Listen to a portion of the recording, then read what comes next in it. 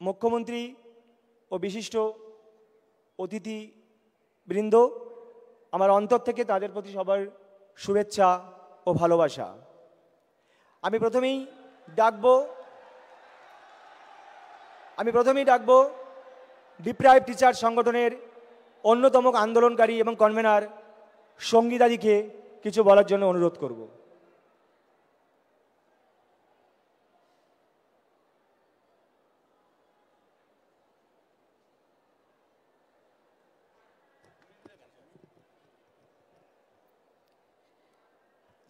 প্রথমেই মাননীয় মুখ্যমন্ত্রীকে আমার প্রণাম জানাই, মঞ্চে উপবিষ্ট সমস্ত সুধীজনকে আমার প্রণাম জানাই এবং আমার সহকর্মী সহযোদ্ধারা যারা এখানে উপস্থিত হয়েছেন তাদের সবাইকে আহ্বান জানাই। আজকে আমরা এখানে উপস্থিত হয়েছি একটি কারণ আমাদের জীবন এবং জীবিকা আজকে সংশয়ের মুখে। আমি একজন 11-12 কম্পিউটার অ্যাপ্লিকেশনের টিচার ছিলাম, বর্তমানে নেই। কেন নেই? আমার দোষে নেই, কিন্তু এই জাজমেন্ট, কোন জাজমেন্ট? প্রথমে হাইকোর্টের ইমপিউজ জাজমেন্ট, আর এখন সুপ্রিম কোর্টের সুপ্রিম জাজমেন্ট। কি জাজমেন্ট?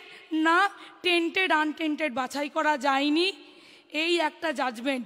যেখানে সিবিআই তদন্ত হচ্ছে, বাক কমিটি তদন্ত হচ্ছে, তাতেও আমরা যোগ্য সেটাকে বাছাই করা গেল না। তার জন্য নাকি তারা কোনো তদন্ত করে উঠতে পারলো না, পুরোটাকে সন্দেহের বশে ঠেলে ফেলে দিল। যখন ঠেলে ফেলে দিল, আমাদের কথা কি ভাবলো? আমরা যে মেধাবী স্টুডেন্ট, দিনের পর দিন রাতের পর রাত পড়াশোনা করে এই একটা সরকারি চাকরির জন্য পড়ি, তখন আমাদের চোখের জল বাবা মা যখন দেখে, তাদের সারা দিনের রোজগারের পর তারা আমাদেরকে রাত জেগে পড়াশোনার সময় বসে থাকে। আজকে আমি বুড়ো বাবা মার দিকে তাকিয়ে থাকি, আমি তার একটি মাত্র মেয়ে। তার সমস্ত ওষুধের খরচা, তাকে দেখার খরচা সমস্ত আমার। অথচ আজকে আমার চাকরিটা নেই। হয়তো আমার মা আমার থেকে আর টাকা চাইবে না, হয়তো আমার বাবা আর বলবে না ওষুধ কিনে দেবার কথা। আমার মেয়েটা যে স্কুলে পড়ছে, আমি জানি না ভবিষ্যতে তাকে আর ওই স্কুলে পড়াতে পারবো কি না। আমার মতো এখানে হাজার হাজার আমার সহযোদ্ধারা এখানে উপস্থিত হয়েছে, তারা সামনের মাসে কি খাবে সেটা জানে না। যাদের হয়তো একটা বাড়ি তৈরি হয়নি, আদৌ মাথার ছাদ হবে কিনা জানি না। কেন হলো এরকম? আমরা তো জাজমেন্টই চেয়েছিলাম, আমরা তো সুবিচার চেয়েছিলাম, আমরা সুবিচারের জন্য সুপ্রিম কোর্টে গিয়েছিলাম, যা যা তথ্য দেওয়া দিয়েছিলাম, তারপরেও আমাদের এই অবস্থা। আমাদের স্কুলগুলো কি অপরাধ করেছে? আমাদের স্কুলের বাচ্চাগুলো, আমি আমার সাবজেক্টের একজন মাত্র টিচার, এইরকম সিঙ্গেল সাবজেক্টের টিচার এখানে অনেক আছে। আজকে সেই স্টুডেন্টগুলোর কি হবে? শাস্তিটা কাকে দিল? কাকে দেওয়ার কথা? আর কতজন মানুষ পেল? আমরা যারা 20,000 যারা যোগ্য, কিছু অযোগ্যের জন্য তাদের সবাইকে ফেলে দিল। 20,000, শুধু আমরা 20,000 নয়, প্রত্যেক একজনের পিছনে আরও 5 জন, আর তার পিছনে আমাদের স্কুলের বাচ্চারা।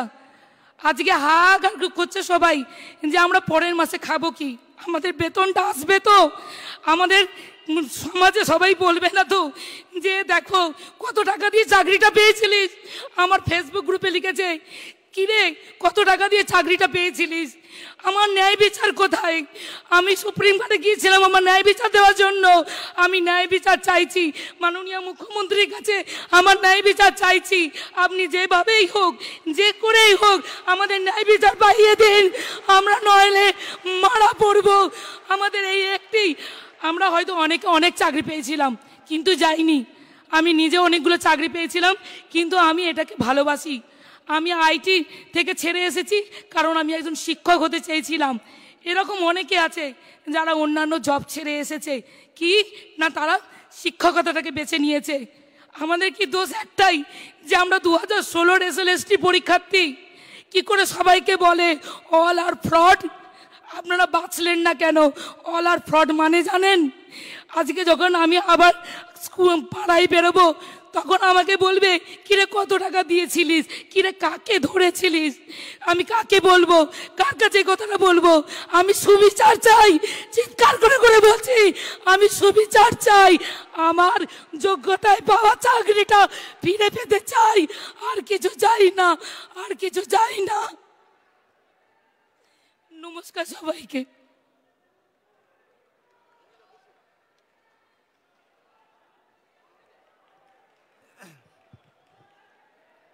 সত্যি আমাদের বলার কোনো ভাষা নেই, আমার চোখে জল এসে যাচ্ছে। মানে আমি আমার বাড়ির একমাত্র সিঙ্গেল আর্নিং মেম্বার, মানে এই চাকরিটা না থাকলে আমার জীবনটা কি হবে আমি ভাবতেই পারছি না।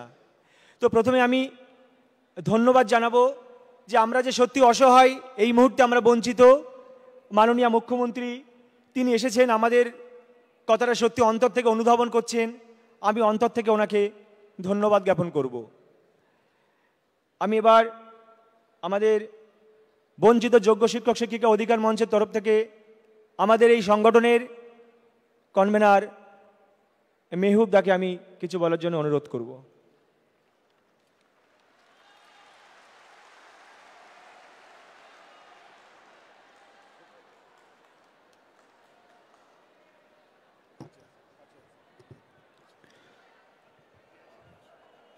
সভায় উপস্থিত বিশিষ্ট ব্যক্তিবর্গ এবং রাজ্যের মুখ্যমন্ত্রী মাননীয়া মমতা বন্দ্যোপাধ্যায় মহাশয়াকে প্রণাম জানাই এবং সবচেয়ে বড় শ্রদ্ধা এবং সম্মান জানাই এই মঞ্চের মধ্যে উপস্থিত আমার সহযোদ্ধাদের, যারা সর্বস্ব খইয়েও এখনো পর্যন্ত চুপ হয়ে ধৈর্য বজায় রেখে তাদের ন্যায্য অধিকারের জন্য প্রচেষ্টা চালিয়ে যাচ্ছে। আমরা যখন আমাদের যোগ্যতার পরীক্ষা দিয়ে আমরা যখন গভর্নমেন্টের কাছ থেকে আমাদের অ্যাপয়েন্টমেন্ট লেটারটা পেয়েছিলাম, আমাদের অ্যাপয়েন্টমেন্ট লেটারে লেখা ছিল এই ব্যক্তি যদি নিজে কোনো অপরাধ করে তবেই তার চাকরি যাবে। কিন্তু আমরা কোনো অপরাধের সঙ্গে যুক্ত ছিলাম না, আমরা কোনো অবৈধভাবে নিযুক্তির সঙ্গে যুক্ত ছিলাম না, কিন্তু দুর্ভাগ্যজনকভাবে আমাদেরই চাকরি গিয়েছে, আমাদেরই অধিকার হরণ হয়েছে, আমাদেরই জীবন জীবিকা বিপন্ন হয়েছে। আজ আমরা দেখেছি যে সুপ্রিম কোর্টেও আমাদের ন্যায় বিচার পেলাম না। আমরা আজ এখানে এসেছি মাননীয় মুখ্যমন্ত্রীর সামনে সেই একই ন্যায় বিচারের দাবি করতে। কারণ ওই যে বললাম আমাদের অ্যাপয়েন্টমেন্ট লেটারের বয়ানটা, যখন আমরা অপরাধী নয় এবং এই অপরাধের দায় আমাদের নয়, তাই আমরা যে চাকরিতে যেভাবে আছি আমাদের সেই চাকরিতে সেইভাবেই বহাল রাখার জন্য আমি আবেদন করছি। এবং 7 বছর আগে আমরা পরীক্ষা দিয়ে আমাদের যোগ্যতার প্রমাণ দিয়েছি। আজ এইখানে উপস্থিত যত সরকারি কর্মচারী আছেন, ইনক্লুডিং সুপ্রিম কোর্টের যে জাজ মহাশয় আমাদের জাজমেন্ট কপিটা লিখেছেন, তাকেও যদি আজকে আবার পরীক্ষা দিতে বলা হয়, আমার মনে হয় না তিনি সাকসেস হতে পারবেন। তাই আমরা কোনো দ্বিতীয় পরীক্ষায় দিতে চাই না, অন্তত এই চাকরির প্রশ্নে। আমাদের এই চাকরিতে স্বমহিমায় বহাল রাখার জন্যই আমরা আবেদন করছি এই সভাকক্ষে। এবং আমরা জানি যে একটা কোর্টের ধাক্কা আমরা খেয়েছি, এবং কোথায়? চিফ জাস্টিস অফ ইন্ডিয়ার বেঞ্চে। তাই আইনি জটিলতা অনেক, কিন্তু তারপরেও এখনো 2টো স্তর এখনো বাকি আছে। তারপরেও আছে, কিন্তু প্রথম 2টো, একটা হচ্ছে রিভিউ, অর্থাৎ যে জাজমেন্ট হয়েছে সেই জাজমেন্ট প্রত্যাশিত নয়, এবং আমরা বলছি কারণ আমরা আইনের দ্বারা বঞ্চিত হয়ে বলছি ওই আইন আমরা মানতে পারছি না, ওই আইন আমরা মানতে পারছি না।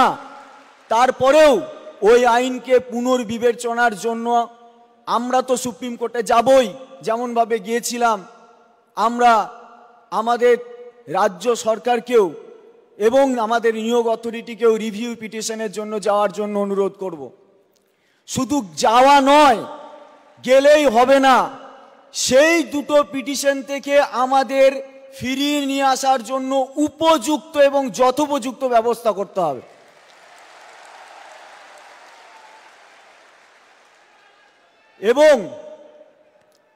এবং আমরা আরো একটা দাবি রাখছি, এই যে বিচারপতি আছেন তার বেঞ্চে আমরা রিভিউ চাইছি না, সেই সময়টাকে ব্যবহার করতে হবে। এবং আমরা জানি যে রিভিউ টু কিউরেটিভ আমাদের জেতার সম্ভাবনা আছে, এবং সেই যতদিন পর্যন্ত এই প্রক্রিয়াটা সম্পন্ন হচ্ছে না ততদিন পর্যন্ত আমাদের দাবি, আমাদের কোনো রকম টার্মিনেশন লেটার দেওয়া যাবে না। আমরা যে চাকরি করছি সেই চাকরিতে সমহিমায় বহাল থাকতে চাই, এবং এর জন্য কোনো কন্ডেম অফ কোর্ট হবে না, তার প্রভিশন আছে, আমরা সেটা জেনেছি। আর এই পর্বের মধ্যে কোনো পরীক্ষার বিজ্ঞপ্তি দেওয়া যাবে না, কারণ আমরা পরীক্ষা পদ্ধতিতে দ্বিতীয়বার যেতে চাইছি না। এবং রিভিউ পিটিশনের আগে, অর্থাৎ পরবর্তী পিটিশনের আগে, রিভিউ এবং কিউরেটিভের আগে আমাদের ওএমআর এর মিরর ইমেজ এবং আমাদের সুপ্রিম কোর্টের জাজমেন্টে সহ সিবিআই এর যে ইনভেস্টিগেশন রিপোর্ট এবং চার্জশিট, সেখানে বৈধ এবং অবৈধ দুটো ক্যাটাগরিকে ডিভিডেশন করা হয়েছে। আমরা চাই, এবং আমাদের নিয়োগ অথরিটিও সুপ্রিম কোর্টে সেটা মেনেছেন, সিবিআই রিপোর্টটাকেও মেনেছেন, তার মানে মেনেছেন যে যারা বৈধ তাদের পক্ষে আমরা আছি, তাই বৈধদের একটা পরিচ্ছন্ন তালিকা নিয়ে রিভিউ পিটিশনে যেতে হবে। এবং রিভিউ পিটিশনের সময় আমরা গভর্নমেন্টের কাছে আবেদন করছি, অথরিটির কাছে আবেদন করছি, কি করছেন বা কেমনভাবে চলছেন আমাদের সঙ্গে একটু ডিসকাশন করতে, কারণ আমাদেরও আইনজীবী আছে, যদি কোনো কিছু সুরাহার জন্য আমাদের একটু আলোচনা পর্যালোচনার প্রয়োজন হয় সেই কাজে যেন আমাদের সহযোগিতা করা হয়। এবং আমার আর দুটো পয়েন্ট বলবো। আমরা দেখলাম যে আমরা যখন এরকম অসহায় অবস্থার মধ্যে পড়লাম তখন থেকে, অর্থাৎ আমাদের চাকরি যাওয়ার পর আমরা দেখেছি আমাদের রাজ্যের যে বিরোধী রাজনৈতিক দলগুলো আছে, এমনকি যে লয়াররা আমাদের চাকরির খাওয়ার ক্ষেত্রে ভূমিকা পালন করেছে, তারাও বলছেন আমাদের প্রতি অবিচার হয়েছে। তাহলে যারা বলছে আমাদের প্রতি অবিচার হয়েছে এবং হাহুতাশ করতে চাইছেন, সেটা আমাদের হতাশাকে মার্কেটিং করছেন, নাকি সত্যি সত্যি আমাদের প্রতি তারাও সহমর্মী? তার জন্য আমরা আবেদন রাখছি একটা সর্বদলীয় বৈঠকের মধ্যে দিয়ে তারা কি বলতে চাইছে, কিভাবে আমাদের পাশে থাকতে চাইছে, তারাও আহ্বান করুক। দেখি তারা, আমরা জানি রাজনৈতিক দলগুলোর মধ্যে একে অপরের রাজনৈতিক সংঘাত বা রাজনৈতিক বিরোধিতা আছে, কিন্তু তারা আমার অবিচারের প্রশ্নে যদি এক হয় তাহলে তারা কি বলতে চাইছে এবং কিভাবে আমার নিয়োগ আমার পুনরায় আমাকে নিয়োগ করার ক্ষেত্রে তাদের যাতে কোনো বাধা না থাকে, তাই তাদেরকেও যাচাই করার প্রয়োজন। তাই তাদেরকেও সর্বদলীয় বৈঠকে অংশগ্রহণ করার জন্য আমি অনুরোধ করছি। আমার লাস্ট বক্তব্য শেষ। আমরা দেখেছি আমাদের কোর্ট রুমের অভিজ্ঞতায় আমরা অন্তত একটা জিনিস আবেদন রাখছি, যে রিভিউ এবং কিউরেটিভের ক্ষেত্রে যাওয়ার মধ্যে একজন দক্ষ আইনজীবী আমাদের অভাব আমরা অনুভব করেছিলাম। তাই যে আইনজীবীরা মানে লড়াইয়ের পর লড়াই করে অনেক খুব ভালো ভালো কেস, মানে খুব একদম মানে লোয়ার লেভেলের কেস কেউ জিতিয়ে আনতে পারেন, আমাদের ক্ষেত্রে আমরা সেই উচ্চকিত আইনজীবীটাকে চাইছি। এই আমাদের আবেদন, এবং শেষতম একটাই আবেদন, আমরা যেন এই চাকরিতে বহাল রাখতে পারি। আমাদের সরকারের কাছে, আমাদের তো আছেই, কিন্তু আমাদের তখন চাকরিহারা, আমাদের অবস্থাও খুব সংকটে। আমরাও চেষ্টা করেছিলাম কপিল সিব্বল, মনু সিংভি স্যারদেরকে নিয়ে আমাদের যাতে আমাদের সুরাহা হয়, কিন্তু আমরা হেরে গিয়েছি। কারণ হেরে যাওয়ার কারণ ছিল, কারণ দণ্ডিতের সাথে দণ্ডদাতা কাঁধে জবে, সর্বশ্রেষ্ঠ সে বিচার হয়নি, সেটা হয়নি। সেই বিচার ব্যবস্থা আমাদের সঙ্গে ন্যায় কাজ করেননি, এবং কোর্টরুমের মধ্যে যে বিষয়টা আলোচিতই হলো না তার উপরে জাজমেন্ট হলো। সারাক্ষণ টেন্টেড আনটেন্টেড বলে গেল, বাছাই করার কথা বলল, কিন্তু যখন জাজমেন্ট লিখলেন জাজ, এবং তখন লিখলেন পরীক্ষা ব্যবস্থার মানে খারাপের জন্য, পরীক্ষা ব্যবস্থাটাই খারাপ ছিল, তার জন্য আমি প্যানেলটা ক্যান্সেল করেছি। অথচ কোর্টরুমের ভিতরে তিনি পরীক্ষা ব্যবস্থা নিয়ে একটি কথাও আলোচনা করেননি বা করতে দেনওনি। তাই এই জাজমেন্টটা অসঙ্গতিপূর্ণ।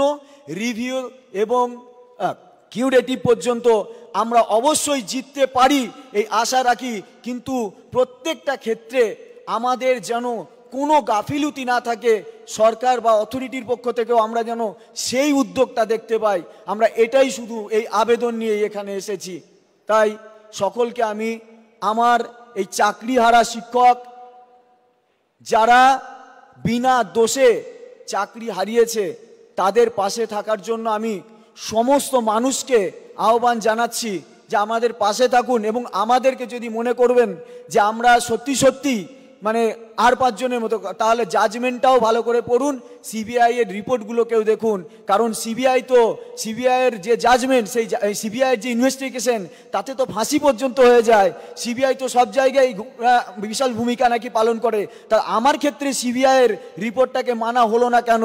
কোন ষড়যন্ত্রের বলে মানা হলো না?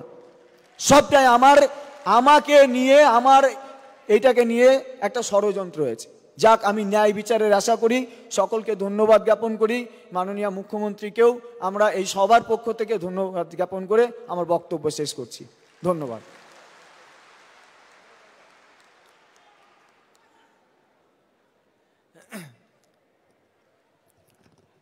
আমি শুধু একটি কথা বলবো, যেটা মেহবুবদা একটু বলল, যে কলকাতা হাইকোর্ট যখন আমাদের প্যানেলটা বাতিল করেছিল, তখন তার অজুহাত দিয়েছিল যে স্যাগ্রিগেশন করা যাচ্ছে না, কোনোভাবেই পৃথকীকরণ করা যাচ্ছে না।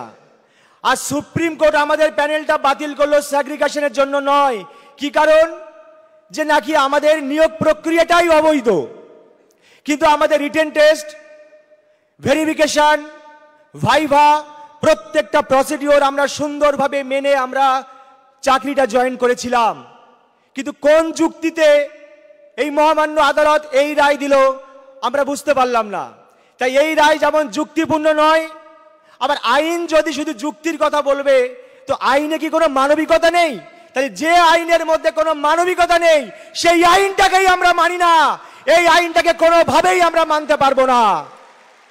আর একটি প্রসঙ্গে আমি একটা কথা বলবো, হয়তো একটু সময় যাচ্ছে, আমি ক্ষমা চেয়ে নিচ্ছি ম্যাডামের কাছে, যে বিখ্যাত সাহিত্যিক যখন মানিক বন্দ্যোপাধ্যায় খুব কষ্টের মধ্যে জীবন কাটাচ্ছিলেন কলকাতার একটা ছোট্ট ফুটপাতে, তখন সেই মানিক বন্দ্যোপাধ্যায়ের প্রতি খুব অবিচার হয়েছিল।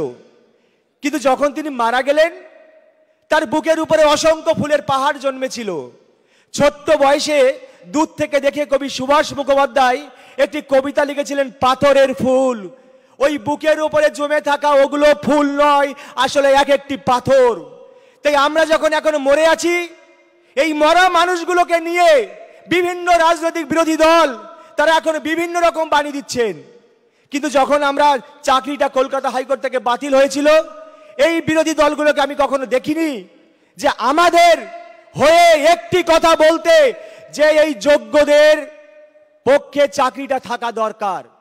যাই হোক, আমি মুখ্যমন্ত্রীকে, মাননীয় মুখ্যমন্ত্রীকে আমি ধন্যবাদ দেব, তিনি এসেছেন এবং অন্তর থেকে আমাদের এই সমস্যাগুলোকে অনুধাবন করে এই সমাধান কল্পে উনি হস্তক্ষেপ করবেন। এবার বক্তব্য রাখবেন মাননীয় উপাচার্য অমিয় পান্ডা মহাশয়, ভাইস চ্যান্সেলর রানী রাসমণি ইউনিভার্সিটি।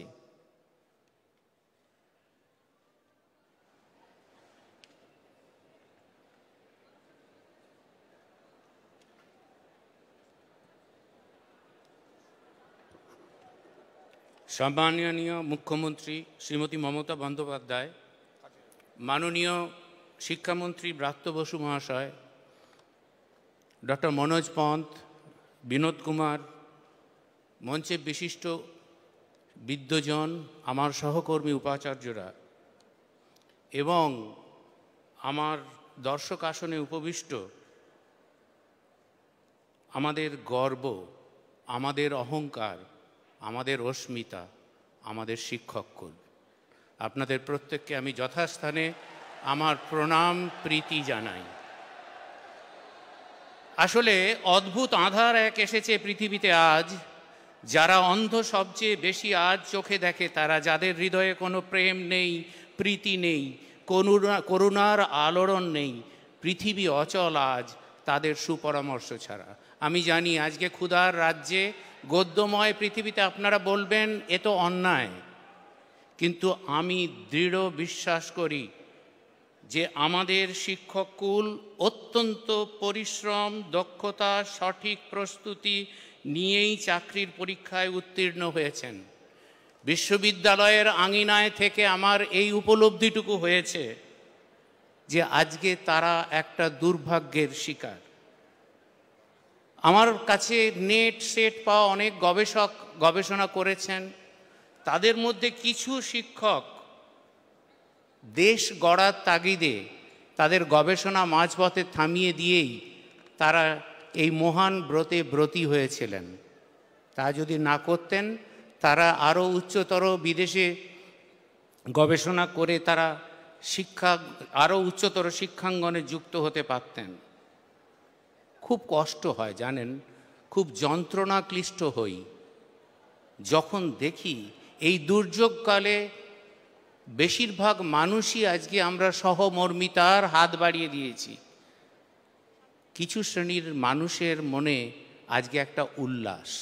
তাদের কাছে একটি কথাই রাখবো আবেদন, নগরে আগুন লাগলে দেবালয়ও রক্ষা পায় না। আমি হুগলির ভূমিপুত্র, আমি একটি কথাই বলবো, হুগলির কবি হচ্ছেন ভারতচন্দ্র রায় গুণাকর। ঈশ্বর পাটনির কল্পে যখন ঈশ্বর পাটনি মা অন্নপূর্ণাকে পার করে দিলেন, তখন তিনি একটি কথাই বলেছিলেন, তুমি কি বর চাও? আমি মাননীয় মুখ্যমন্ত্রীর কাছে একটি বরই প্রার্থনা করব, মাননীয় মুখ্যমন্ত্রীর কাছে একটিই প্রার্থনা করব, আমার সন্তান যেন থাকে দুধে ভাতে। আপনি তাদের প্রতি যথাযথ ব্যবস্থা নেবেন, তাদের হৃত গৌরব এবং সম্মান ফিরিয়ে দেবেন। কারণ আমি বিশ্বাস করি, what Bengal things today, India things tomorrow.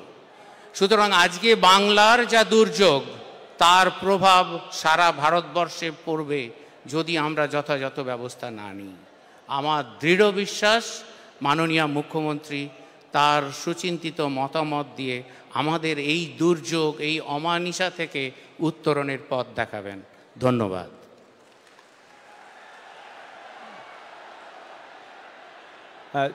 ধন্যবাদ জানাই স্যারকে। এবার বক্তব্য রাখবেন প্রখ্যাত কথা সাহিত্যিক আবুল বাশার মহাশয়।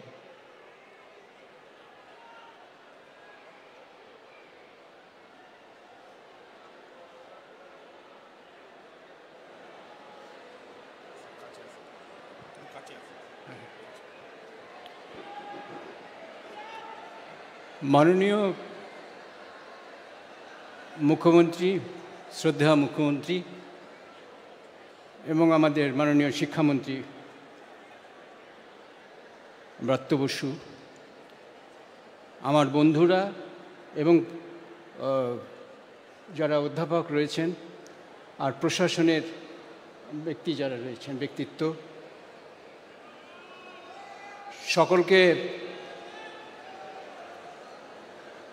সকলকে আমি শ্রদ্ধা জানাই। আর এখানে যারা যোগ্য মেধাবী শিক্ষকরা এসেছেন, এখানে বঞ্চিত যারা আজকে, তাদের সঙ্গে আমি একেবারেই সহমত যে ভারতবর্ষের বিচার ব্যবস্থা একটা অন্ধ গলিতে ঢুকে পড়েছে। এটা একটা প্রহসনে পরিণত হয়েছে। এদের উপরে আর আস্থা রাখা যাচ্ছে না এবং বাঙালিকে একটা মহা সংকটের মধ্যে ফেলে দিয়েছে। এবং এ সমস্ত গভীর ষড়যন্ত্রের ব্যাপার, এর পিছনে রাজনীতি আছে, অত্যন্ত সংকীর্ণ দলীয় রাজনীতি আছে। আমাদের মুখ্যমন্ত্রী একটা কথা বলেন যে ধর্ম যার যার তার তার, কিন্তু ধর্মকে ঘিরে যে উৎসব সেটা সবার। তেমনি আমি ওই সেই সুরেই বলবো যে দল দলেরই, কিন্তু মুখ্যমন্ত্রী সবার। অতএব চাইতে আইনের ভাষায় আছে যার যা নেই সেটা দিতে পারে না, তার কাছে চাইতে হবে যিনি দিতে পারেন। এটা একটা লাতিন পরিভাষা আছে আইনের, নিমো দ্যাট কুইনেন হবে, যার যা নেই সে তা দিতে পারে না।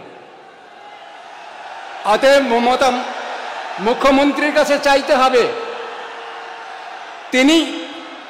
তিনিই আজকে পুলিশেরও মানবিক মুখ তৈরি করে দিয়েছেন, আমাদের বুকে হৃদয় দিয়েছেন বাঙালি। তিনি ব্যবস্থা করবেন। এ ব্যাপারে আমার 100% আস্থা রয়েছে। তাকে যেন সারা জীবন আমি শ্রদ্ধা করে যেতে পারি। নমস্কার।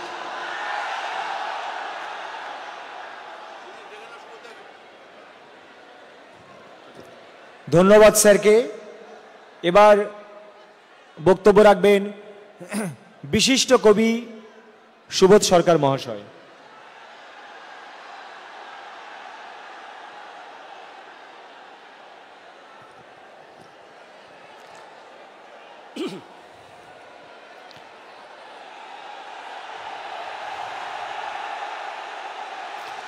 আমি জানি আপনারা কার কথা শুনতে চাইছেন, তিনি এসে কথা বলবেন।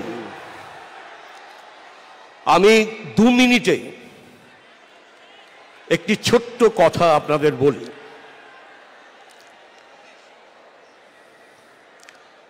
দু মিনিটের একটি লিখিত অংশ। মাননীয় মুখ্যমন্ত্রী মমতা বন্দ্যোপাধ্যায়ের দিকে আমরা আজ তাকিয়ে আছি। তিনি সেই অভিভাবক যিনি আপনাদের দিশা দেখাতে পারেন, যে দিশা একই সঙ্গে মানবিক এবং আইনানুগ হয়ে এই ক্রান্তিকালে বাতিঘর হয়ে উঠবে।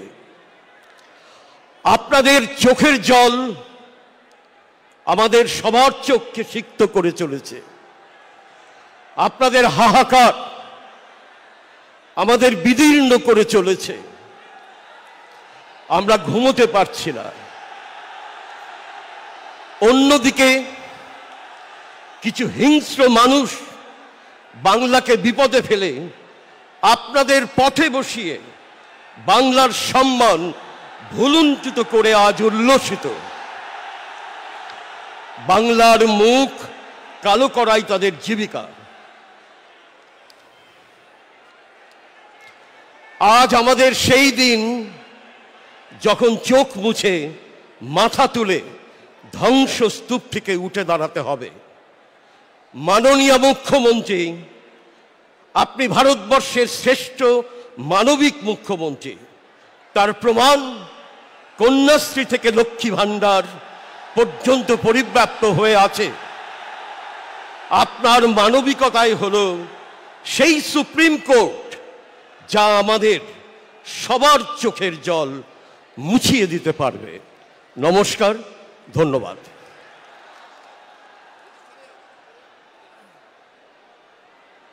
আপনারা প্লিজ একটু শান্ত হয়ে বসুন। আপনাদের কাছে অনুরোধ করছি, একটু শান্ত হয়ে বসুন। আমাদের এই যে কষ্ট, এই যে দুঃখ, যে যন্ত্রণা সহ্য করে আমরা আছি, আজ সেই বিষয়ে সমাধান কল্পে আমাদের প্রাণপ্রিয় মানবিক মুখ্যমন্ত্রী মমতা বন্দ্যোপাধ্যায় তিনি এসেছেন। তিনি এ বিষয়ে এবার কিছু আমাদের অবশ্যই বলবেন। আমি দিদিকে কিছু বলার জন্য অনুরোধ করছি।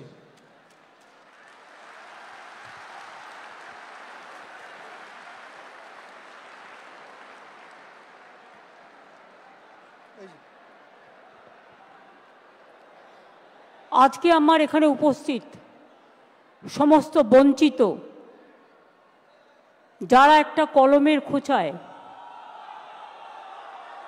জীবনটাকে সংকটের মধ্যে এনে দাঁড় করিয়েছেন, ভাববেন না আমরা এটাকে ভালোভাবে মেনে নিতে পেরেছি। আপনাদের শোকে আমাদের হৃদয়ও পাথর হয়ে গেছে।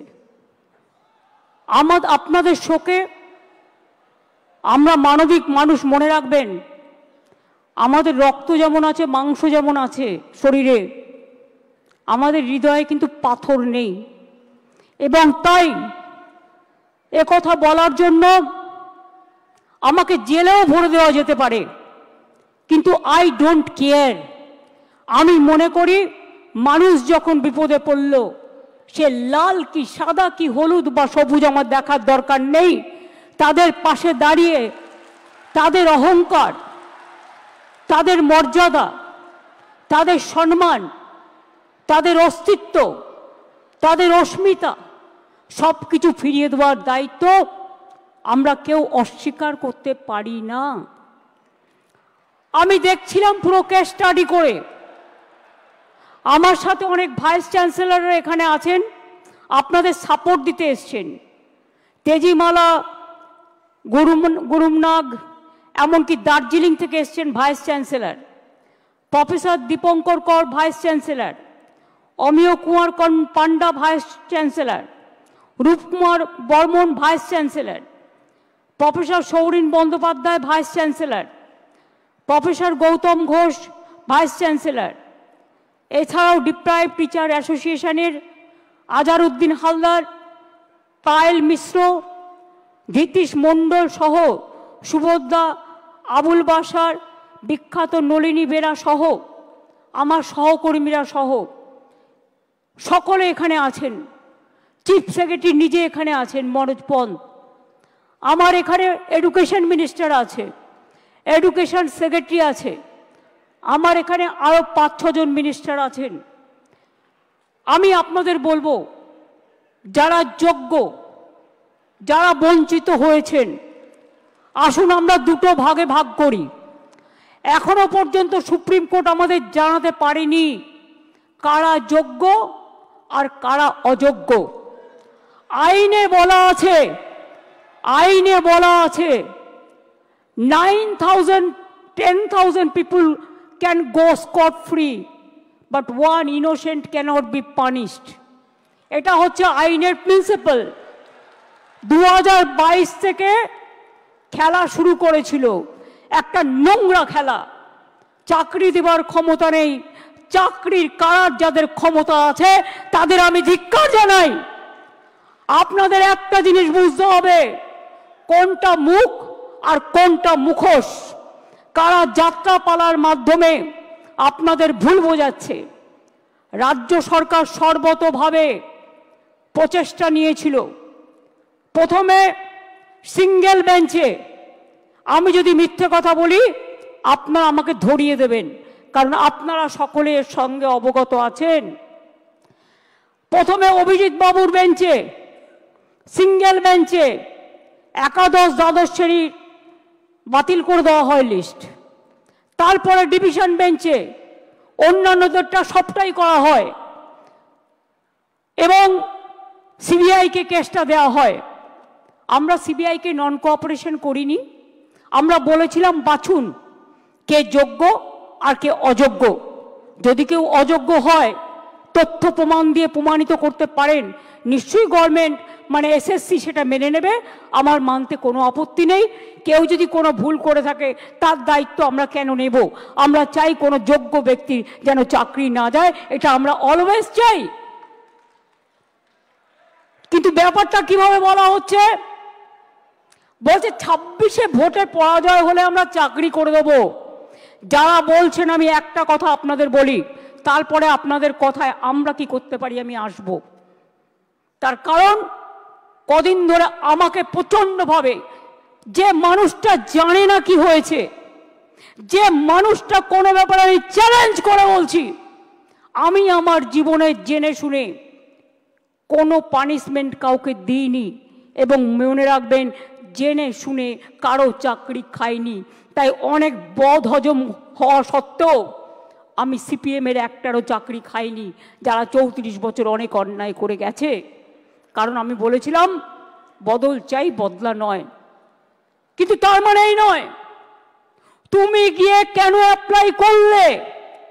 ফার্স্ট কোয়েশ্চেন আমার, whether Vikas Bhattacharya will be isolated or not politically. This is my first question. CPM has to answer why he is cancelling all this list. আজকে বাইরে আমার নামে বড় বড় কথা বলছো, আমি তো করিনি, আমি তো চাকরিগুলো দিয়েছিলাম, আমার সরকার দিয়েছিল। একটা দুটো কাজ করতে গেলে ভুল হতে পারে, সে ভুল সংশোধন করে নেওয়ার জন্য তুমি প্রশাসনকে সময় দাও, তা তো তোমরা দাওনি। Right to make blunders, Netaji Subhash Chandra Bose বলেছিলেন ভুল করাটাও একটা অধিকার। যদি কারো ভুল হয়ে থাকে সেই ভুলটাকে সংশোধন করার দায়িত্ব কার?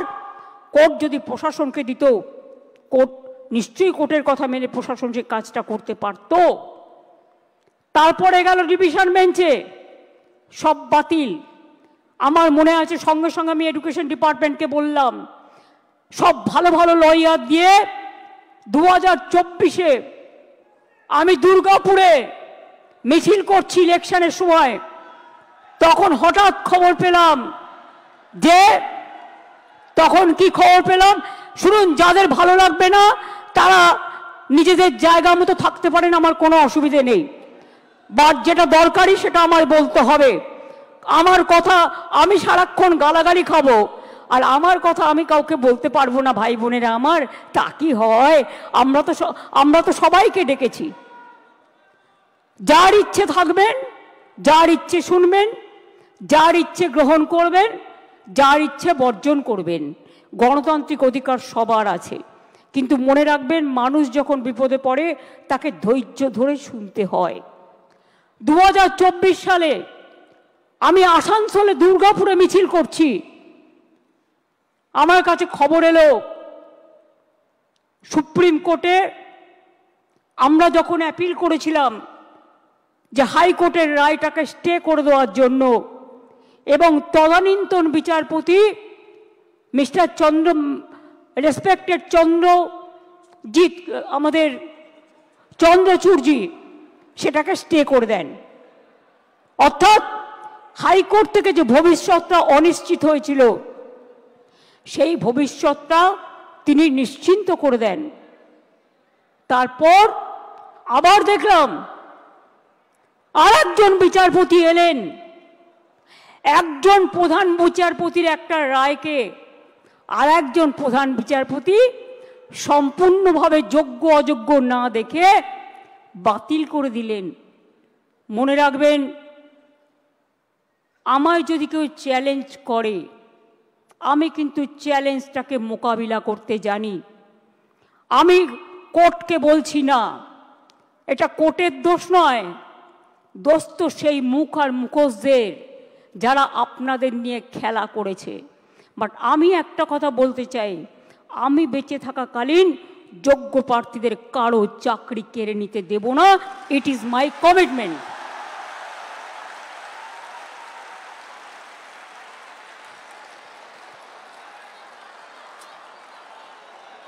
শিক্ষা ব্যবস্থাকে ভেঙে পড়ার জন্য, ভেঙে ফেলে দেওয়ার জন্য, শিক্ষা ব্যবস্থাকে ভেঙে ফেলার জন্য একটা চক্রান্ত চলছে, একটা পরিকল্পনা চলছে।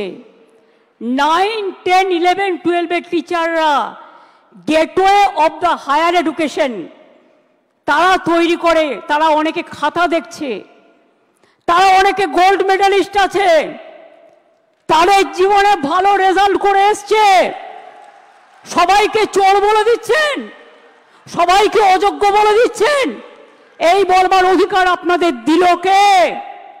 আমি সরাসরি চ্যালেঞ্জ করছি। আর এই রায়ের পেছনে কিছু খেলা তো নেই। সেই খেলাটা কে খেলেছেন? একজন প্রধান বিচারপতি স্টে করে দিচ্ছেন। আমরা তো মনে করি আইনের সম্মান একজন যেটা করে, উচ্চ আদালতের সর্বোচ্চ আদালত ন্যায় দেবেন, এটাই আমরা আশা করি। বিচারের বাণী যেন নীরবে নিভৃতে না কাঁদে, এটাই আমরা আশা করি। আমরা আশা করি কণ্ঠ আমার রুদ্ধ আজকে, বাসি সঙ্গীত হারা অমাবস্যার কারা। লুপ্ত করেছে আমার ভুবন দুঃস্বপ্নের তলে, তাই তো তোমায় শুধাই অশ্রু জলে। যাহারা তোমার বিছাইছে বায়ু, নিভাইছে তব আলো, তুমি কি তাদের ক্ষমা করিয়াছ? তুমি কি বেসেছ ভালো? আমরা সরকারের পক্ষ থেকে শিক্ষা ব্যবস্থা যাতে ভেঙে না পড়ে, তার জন্য আমরা প্রথমে আমি একটু কোর্টের ভাষায় বলি। কোর্টের ভাষাটা, তার কারণ মনে রাখবেন, কোর্ট যখন একটা রায় দেয়, সে রায়টাই নাকি চূড়ান্ত রায়। সেই জন্য একটু কোর্টের ভাষায় বলি। সুপ্রিম কোর্ট বলেনি কে যোগ্য কে অযোগ্য, তালিকা দেয়নি।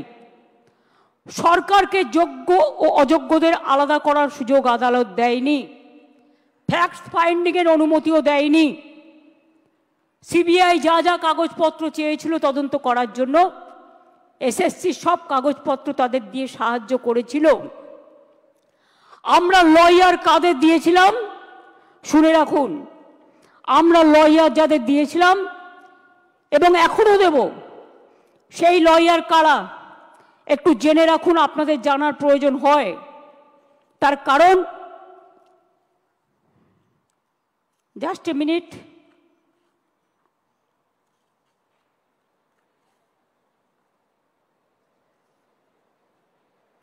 সম্ভবত আমার যতটুকু মনে আছে অভিষেক মনু সিংভি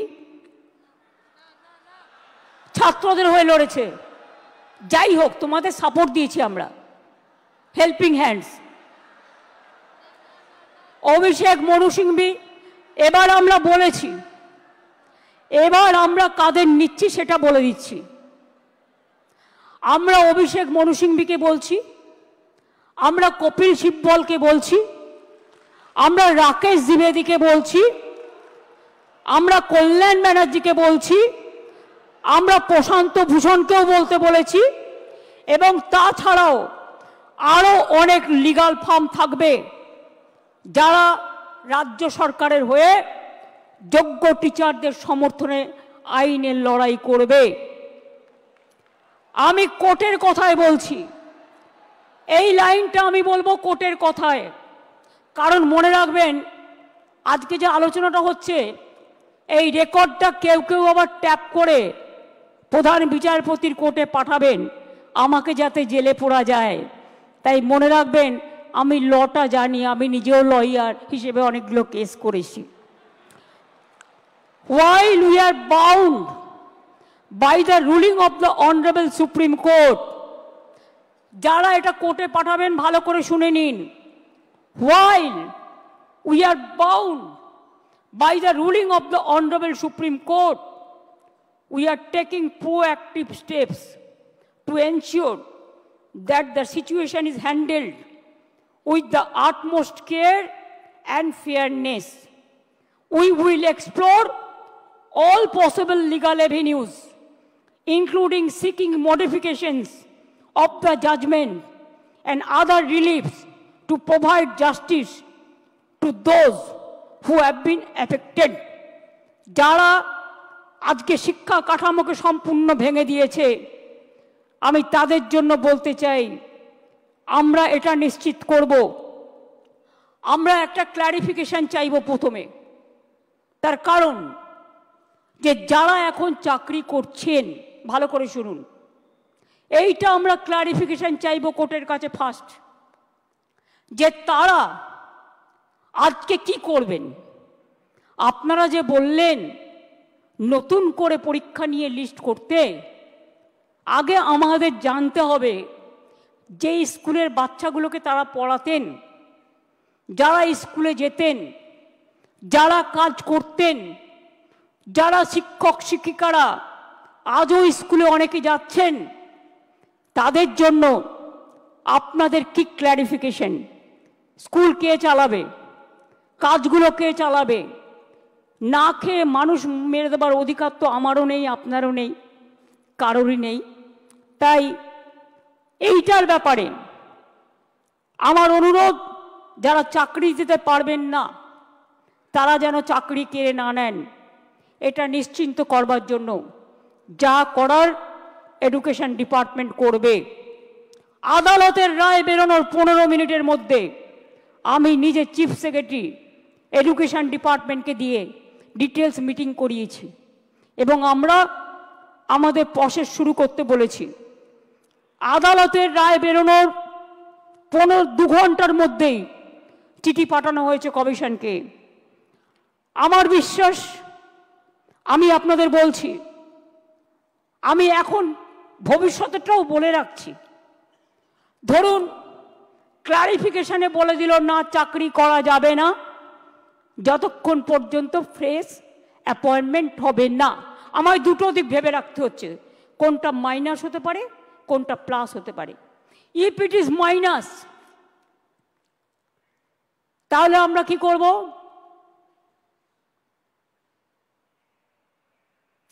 মাইনাসেরটা আমার না বলাই ভালো, আমার মাথায় কিছু আছে। আমি ধরে নিচ্ছি এটা প্লাস হবে। প্লাস মানে নিশ্চয়ই ক্লারিফাই করে let the good sense prevails, এবং তারা যারা যোগ্য তাদের চাকরি না কেড়ে নিয়ে তাদের কাজ করবার সুযোগ দেবেন। বাই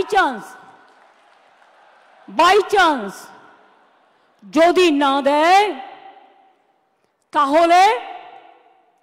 তাহলেও মনে রাখবেন, যারা যোগ্য তাদের চাকরি নিশ্চিন্ত করার দায়িত্ব সরকারের।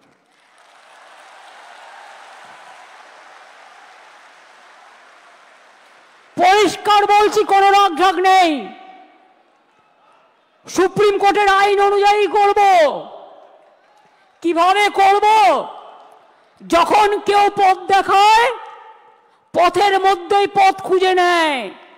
পথে চলতে গেলে গর্ত আসতে পারে, পথে চলতে গেলে কিছু রাস্তা ভাঙা থাকতে পারে, বাট ভাঙা রাস্তা পেরিয়েই মানুষকে এগিয়ে যেতে হয় সফল রাস্তায়। এবং তাই মনে রাখবেন, আমাদের plan A ready, B ready, C ready, D ready and E ready. মনে রাখবেন, এই যোগ্য টিচারদের চাকরি যাতে কোনোভাবে না যায়। যদি বলে তোমাকে 2 মাসে প্রসেস করতে হবে, আপনাদের তো কেউ চাকরি টার্মিনেট করেনি এখনো পর্যন্ত, করেছে কি? কোনো নোটিশ পেয়েছেন? আপনার বিরুদ্ধে দুর্নীতি না যদি প্রমাণ করতে পারে, তো কি আপনাকে কেউ যেতে বারণ করেছে? যান না, আপনি আপনার কাজ করুন না। আপনার কাজ কে বারণ করেছে? আপনারা বাচ্চাদের শিক্ষা দেবেন না? আপনারা বাচ্চাদের পড়াবেন না? আপনারা স্কুলগুলোতে ক্লাস করবেন না?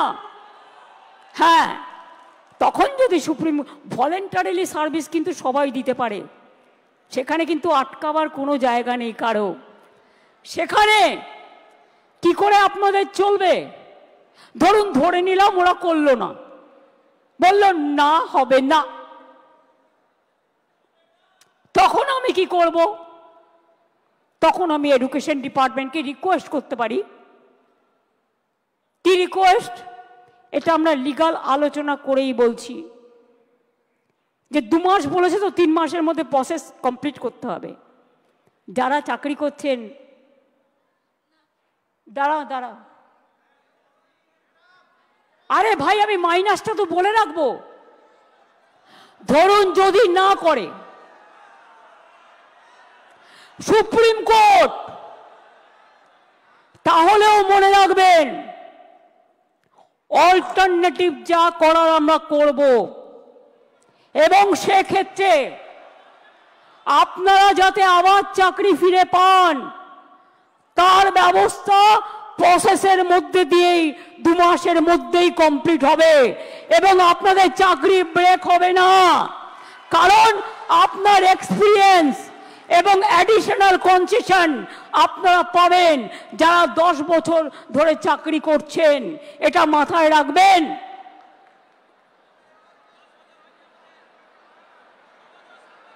আমি চাই মানবিকতার খাতিরে সুপ্রিম কোর্ট কেসটা নিয়ে ক্ল্যারিফাই করে বলুন কারা যোগ্য কারা যোগ্য নয়। আমাদের হাতে লিস্টটা তুলে দিন। 2 হচ্ছে আমরা এটাও জানতে চাইব শিক্ষা ব্যবস্থাকে ভেঙে দেওয়ার অধিকার তো কারো নেই। 2-3টে এক্সাম্পল দিচ্ছি। মধ্যপ্রদেশের ভেপম কেলেঙ্কারি, বিজেপির রাজ্যে কতজন মানুষকে খুন করা হয়েছিল? 89 জন, আজ পর্যন্ত বিচার পায়নি। নিট নিয়ে অনেক অভিযোগ উঠেছিল, সুপ্রিম কোর্ট নিট কিন্তু বাতিল করে দেয়নি। শুধু বাংলাকে টার্গেট করা হচ্ছে কেন? এটা আমরা জানতে চাই। বিহারে কি হয়েছে, রাজস্থানে কি হয়েছে, ইউপিতে কি হয়েছে? সিপিএম এর আমলে চিরকুট দিয়ে চাকরি হয়েছে এবং বিজেপি রাজ্যেও হয়েছে। অস্বীকার করতে পারবেন না। বাংলার ট্যালেন্টকে আপনারা ভয় পান। কাজেই আজকে আমি এ কথা বলতে এসেছি, 2টো ভাগ এই পর্যায়ের, একটা যোগ্য আর একটা অযোগ্য। যোগ্যদের চাকরি যাতে যোগ্যরা ফিরে পায় মর্যাদার সাথে, সম্মানের সাথে, আমরা প্রথমে ক্ল্যারিটি চাইব। যদি ক্ল্যারিটি সুপ্রিম কোর্ট ক্লিয়ার করে দেয় আমরা সকলে গ্রেটফুল থাকব, আর যদি না করে তখন আমাদের রাস্তা থেকেই আমরা রাস্তা বের করে নিয়ে আপনাদের পাশে দাঁড়াবো, যাতে আপনাদের কোনো অসুবিধে না হয়। 2 মাস সাফার করলে 20 বছর সাফার করতে হবে না, আর ওই 2 মাসও পুষিয়ে দেবো। এটা মনে রাখবেন। আমার জীবনে কথা মানে কথা। আমি যদি কাউকে কথা দিই আমি লাস্ট পর্যন্ত সেই কাজটা করে দেখাই। কারো দোয়া ভিক্ষে চাই না, আপনাদের ভিক্ষা করে খেতে হবে না। আমি জানি অনেক পরিবার আছে যারা গাড়ির জন্য লোন নিয়েছেন, বাড়ির জন্য লোন নিয়েছেন, বাচ্চার পড়াশুনো চালান, বৃদ্ধা বাবা মাকে দেখেন, ওষুধের খরচা দেন, সংসার চালান, নতুন করে বিয়ে করেছেন, তাদের সংসার তৈরি করেছেন। আপনারা কি ভাবেন আমি এত বোকা যে তাদের সবটা বাতিল করে দেব? তারা অযোগ্য নয় জেনেও? এটা হতে পারে না। যারা যোগ্য নিশ্চিন্তে থাকুন, ভরসা রাখুন, আস্থা রাখুন, পাবেনই, চিন্তা করবেন না। কারো চাকরি কেড়ে নেওয়ার অধিকার কারো নেই। আমরা ক্ল্যারিটি চাইব। ক্ল্যারিটি যদি না হয় আগে পেছে সব আমরা ওটাকে ভরাট করে দেব। Don't worry. আপনারা পড়াশোনা করুন, আপনারা বাচ্চাদের মানুষ করুন, আপনারা সার্ভিসে যান, ভলেন্টারিলি সার্ভিস করুন। কেন আপনারা ভলেন্টারিলি করবেন? তার কারণ আমাদের সুপ্রিম কোর্টে ক্লারিফিকেশনের জন্য যেতে হচ্ছে বলে আইন মোতাবেক আমরা চাই আইন আপনাদের সুরাহা করুক। আর যারা রাস্তায় দাঁড়িয়ে চিৎকার করে আমায় গালাগালি দিচ্ছেন তাদের বলবো, আপনারা তো চারিদিকে লোক পুষে রেখেছেন। এই রায় তো আপনারা কলকাঠি নাড়েননি তো। মমতা ব্যানার্জিকে খাস্তা করতে গিয়ে মনে রাখবেন টিচারদের চাকরি কেড়ে নেবেন না, ওদের জীবন যৌবন কেড়ে নেবেন না, যোগ্যদের চাকরি কাড়বেন না, যোগ্য প্রার্থীদের অমর্যাদা করবেন না। মমতা ব্যানার্জিকে হাজারবার আপনারা মিথ্যে কথা বলতে পারেন, কুৎসা করতে পারেন, চক্রান্ত করতে পারেন, মনে রাখবেন সুস্থ বাঘের থেকেও আহত বাঘ আরো ভয়ঙ্কর। এই আঘাত আপনাদের আঘাত নয়, এই আঘাত আমার উপর মানসিকভাবে আঘাত, আমাদের সরকারকে আঘাত করেছে। এই আঘাতের প্রত্যুত্তর আমরা ফিরিয়ে দেব কাজের মধ্যে দিয়ে, সম্মানের মধ্যে দিয়ে, জীবন জীবিকার মধ্যে দিয়ে। চিন্তা করবেন না, আর কেউ কারো উস্কানি সুরে, প্ররোচনা শুনে প্লিজ দয়া করে প্ররোচিত হবেন না। মনে রাখবেন মাথার ওপরে আমরা আছি, মামাটি মানুষের সরকার আছে, কারো প্রতি কোনো অবিচার আমরা করব না। এটা আমি কথা দিয়ে গেলাম, এটা আমি কথা দিয়ে গেলাম, এটা আমি কথা দিয়ে গেলাম। যারা বলছে 2026-এ করবেন, দাঁড়ান এক সেকেন্ড, আরেকটা শুনে নিন। ত্রিপুরায় 10,000 টিচারের চাকরি হয়ে গিয়েছিল কোর্টের জন্য। বিজেপির ম্যানিফেস্টো বলা হয়েছিল, প্রতিশ্রুতিতে প্রথমবার, এবার তো দ্বিতীয়বার এসছে, যে তারা জিতলে সব টিচারদের চাকরি ফিরিয়ে দেবে। দেয় তো নি, উপরন্তু যারা প্রতিবাদ করতে গিয়েছিল তাদের মাথাগুলো মেরে ফাটিয়ে দিয়েছে। সুতরাং মনে রাখবেন, এদের বিশ্বাস করবেন না, এরা দুমুখে কেউটে সাপ। আমরা এক নয়, এটা মাথায় রাখবেন। আম গাছে কখনো আমরা ফলে না, আর আমরা গাছে কখনো আম ফলে না, এটা মাথায় রাখবেন। এবং তাই এই কেসটাও আমরা লড়বো, just like a royal Bengal tiger. আর আমি স্টুডেন্টদের বলবো, এই ডিপ্রাইভ টিচার অ্যাসোসিয়েশনের যারা আছে তারাও একটা গ্রুপ করে, আমরা যে লয়ারদের দিচ্ছি তারাও যদি মনে করেন তারা কনসাল্টিং প্রসেসে থাকবেন, তাদের স্যাটিসফ্যাকশনের জন্য আমি এডুকেশন মিনিস্টার এবং সেক্রেটারি এবং চিফ সেক্রেটারি এখানে আছে, তাদের রিকোয়েস্ট করব ওদের থেকেও একটা স্মল গ্রুপ তৈরি করে নাও। আর এদের আপনারা ডিপেন্ড করুন যাতে টাইম টু টাইম সঠিক মেসেজ আপনারা করতে পারেন। আমি এইটুকু বলবো, নিশ্চিন্তে থাকুন, ভরসা রাখুন। আগে আমাকে যোগ্যদেরটা ঠিক করতে দিন, আগে আমাকে যোগ্যদেরটা ঠিক করতে দিন, তারপরে আমি অন্য কথা বলবো। আমি আবার ডাকবো, আগে যোগ্যদেরটা হয়ে যাক, বাদ বাকি যারা থাকবেন, যাদের অযোগ্য বলা হচ্ছে তাদের বিরুদ্ধে কি কি এভিডেন্স আছে আমি দেখব। সত্যিই যদি এভিডেন্স প্রমাণিত হয় তারা অযোগ্য, তখন আমার কিছু হয়তো করার থাকবে না ওই ডিপার্টমেন্টে, কিন্তু সেটা নিয়ে আমরা আলোচনা করব পরে। আগে ফার্স্ট ফেজ যোগ্যদেরটা রক্ষা করা, সেকেন্ড ফেজ কাকে অযোগ্য বলেছে, কেন বলেছে, কি কারণে বলেছে, কোন এজেন্সি তদন্ত করেছে, কি কি কাগজপত্র আছে, টোটালটা দেখব। তারপরে তাদের নিয়ে আমি আলাদা করে মিটিং করে আমাদের কথা বলবো। আমার মনে হয় আপনারা নিশ্চিন্তে থাকুন, চিন্তা করবেন না, এবং যোগ্য অযোগ্যের মধ্যে গন্ডগোল লাগাবেন না। ভাই ঠিক আছে, ঠিক আছে, যে কেউ অ্যাপ্লিকেশন দিতে পারেন। আমি এটাই বলবো, নিশ্চিন্তভাবে আপনারা বাচ্চাদের শিক্ষা দিন এবং যোগ্যরা যারা আছেন শিক্ষা দিন, শিক্ষিত করুন। বাদবাকি যারা আছেন আমি বলেছি তো পরে কথা বলবো, তাদের সাথেও যখন সুযোগ হবে আমি নিশ্চয়ই তাদের কথা শুনবো। এবং ফার্স্ট আমাকে তদন্তটা করতে দিন, ফার্স্ট আমাদের তদন্তটা করতে দিন। আমরা দেখতে চাই, শুনুন, পথ যখন হারিয়ে যায় নতুন পথ একটা খুঁজে পাওয়া যায়। কাজেই দুটো পথই আমাদের কাছে, আমরা ক্লারিফিকেশন চাইব, আইনের ধারা অনুযায়ী কাজ করব, আইন মোতাবেক কাজ করব। বাট কারো চাকরি যাওয়াটা আমাদের ধর্ম নয়, চাকরি ফিরিয়ে দেওয়াটা, চাকরি করে দেওয়াটা আমাদের ধর্ম। আমি এইটুকু বলে আমি আশা করব শিক্ষক শিক্ষিকারা তাদের কাজে তারা যেমনভাবে কাজ করছেন তারা কাজ করবেন, তাদের যেন কোনো রকমভাবে কোনো অসুবিধে না হয়। শিক্ষক না হলে আমার শিক্ষা ক্ষেত্রটাই টোটাল কোলাপস করে যাবে, বাচ্চারা পড়াশোনা করতে পারবে না। অনেকে খাতা দেখছেন, তারা খাতা দেখতে পাচ্ছে না। ভাই দাঁড়াও, তুমি কি অযোগ্য লিস্টে আছো? দাঁড়াও, তুমি কি অযোগ্য লিস্টে আছো? তুমি যোগ্য না অযোগ্য লিস্টে? তো যোগ্যদেরটা তো বলে দেওয়া হয়েছে, আবার কি? We have said everything. I think it is clear. It is very clear. Nothing is left out. বলে দিয়েছি যারা যোগ্যতা পাবেন, চিন্তা করার কোনো কারণ নেই। গায়ের জোরে ফোর্সফুলি তর্ক করে কিছু হয় না, ভালোবাসার দ্বারা যেটা হয়।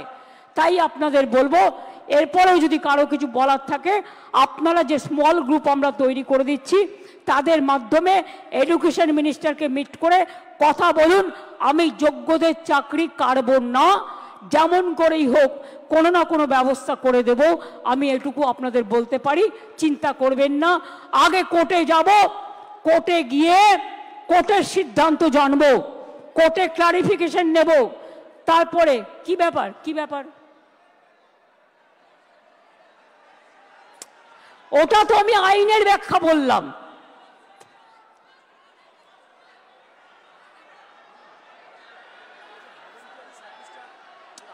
আরে ভলেন্টারিলি বলছি না, শুনুন, আমি কোর্টের ভাষা বলছি।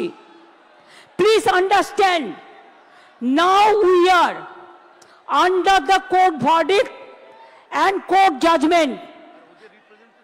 আর আপনাদের রিপ্রেজেন্টেশন এখানে আছে।